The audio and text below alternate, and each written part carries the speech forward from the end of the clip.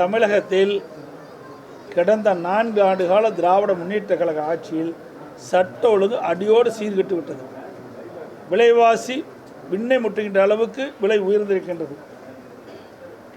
தமிழகத்தில் மின்கட்டண உயர்வு, வீடுகளுக்கு பயன்படுத்துகிற மின்கட்டண உயர்வு, தொழிற்சாலைக்கு பயன்படுத்துகின்ற மின்கட்டண உயர்வு, அதேபோல் சொத்து வரி உயர்வு, அதில் வீட்டு வரி 100% உயர்வு, கடை வரி 150% உயர்வு, அதேபோல் குடிநீர் வரி உயர்வு, பத்திரப்பதி அதனுடைய கைட்லைன் மதிப்பு உயர்த்தப்பட்டிருக்கிறாங்க. இப்படி எல்லா வகையிலும் பொதுமக்கள் பாதிக்கப்பட்டிருக்காங்க. 4 ஆண்டு காலம் இந்த ஆட்சியில் மிகப்பெரிய பிரச்சனையாக இருந்து கொண்டிருப்பதெல்லாம் மறைப்பதற்காக இப்படிப்பட்ட ஒரு நாடகத்தை இன்றைய முதலமைச்சர் அரங்கேற்றிருக்கிறார். அப்படித்தான் பார்க்கப்படுது.